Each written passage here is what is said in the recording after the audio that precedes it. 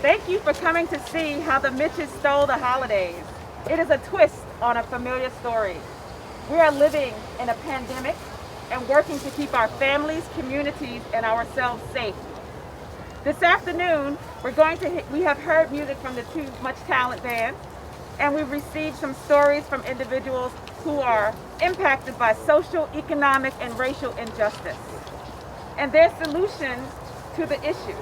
And we will experience some street theater. We are dealing with heavy issues, but we have the opportunity to bring joy and laughter as we demand that Congress approve a stimulus plan for all, specifically a COVID-19 stimulus package that addresses millions of residents who have immediate needs that have been ignored by this administration. The cost of inaction by Congress will be disastrous for our families and communities. An estimated 12 million people will lose benefits the day after Christmas unless Congress acts now. With the CDC's eviction ban slated to expire at the end of the year, as many as 40 million people could be displaced from their homes. 26 million people will go hungry this holiday season. We urge Congress to extend pandemic unemployment assistance and pandemic emergency unemployment compensation, and to restore the $600 federal pandemic unemployment compensation. We are calling on leaders to put people first and to make the unemployment system and the economy more equitable and inclusive, as structural racism means Black workers are more likely to be unemployed, yet less likely to receive unemployment insurance than white workers. We, the people, have a story to tell.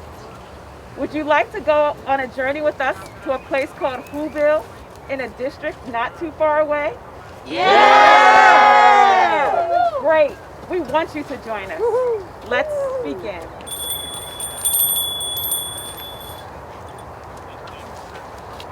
Every Who down in Whoville had a rough year. And as it wound down, much too many knew fear. Debt piling, getting hungry, not safe to go out. The Who's were resilient, but beginning to doubt. I need health care, one said as they made their petition, but insurance denied me. I have pre-existing conditions. My student loans have me drowning in debt. I have lost my job and I can't pay my rent. I have no child care. My kid's school is remote. Millions of parents are in the same boat. No paychecks, debt mounting, they lacked holiday cheer. And the Mitch watched it all with a sickening sneer. Who's the Mitch? Well, good question. A very cruel man who claims that he cannot help Who's, but he can. Lower taxes, cried the Mitch. No handouts, he whined. If these people pulled on their boots, they'd be fine. But the people were trying. Their best, they all swore. So they went to the Mitch and knocked on his door. And the Mitch, he just laughed. He had donors to thank. Besides, all the money's for jet fuel and tanks. The people were brave, though. They knew they were right. So they gathered their friends and they took up the fight.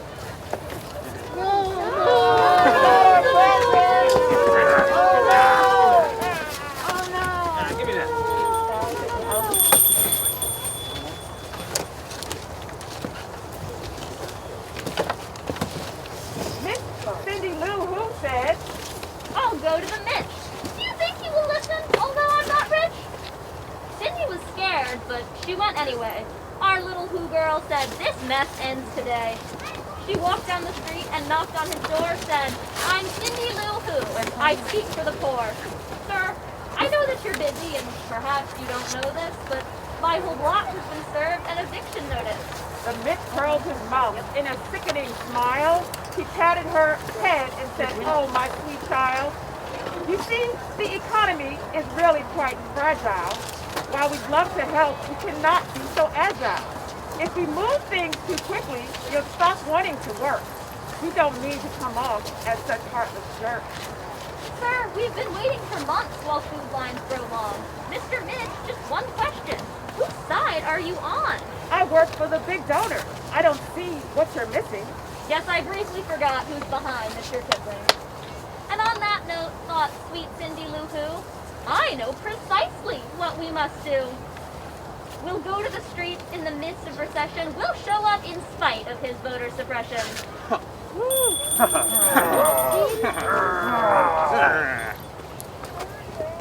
So some marched and some voted and some hopped on the phone. Everyone had a role in the streets or at home. The people are powerful and each person counts. The Mitch claims he can't help us. Why, we'll just shut it down. Against student debt and evictions and for COVID relief, we'll call, we'll email, we'll take to the streets. The Mitch watched the people and soon he grew wary. When the people get organized, they are kind of scary! So what's the moral? What's the meat of our holiday tale? That the people united will boldly prevail. And that Mitch, we demand each one and us all pass relief for the holidays if your heart's not too small. While you're at it, our health care must be affordable and we must protect workers when conditions are horrible. Get us childcare and safe housing. Center Black lives too. Then maybe, just maybe, there'll be hope for you. But no matter who or what the Mitch is, our futures and dreams are much brighter than his. When we come together, we know we won't lose. The Mitch picked his side, the wrong one to choose. We'll be back in the new year and we'll bring new friends too. After we help them turn old Georgia blue. We're kind, we are stronger, we work hard as we can. The Mitch picked his side. Do you know where stand? Get the gift! No! Yeah.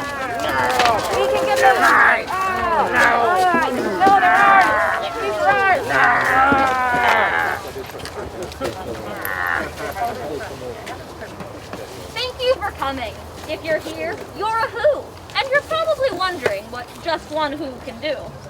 To 747-464, text Relief Now, and you can do more. Work with your neighbors for what matters to you. You'd be surprised what just a few who's can do.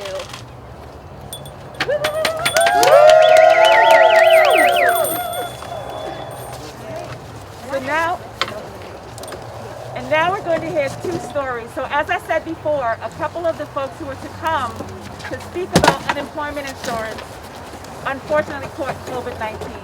However, there are folks who shared their stories and sent it in. And so Hope is going to read two of those stories. And I believe these stories are being shared from Unemployed Action? Yes, Unemployed Popular Democracy.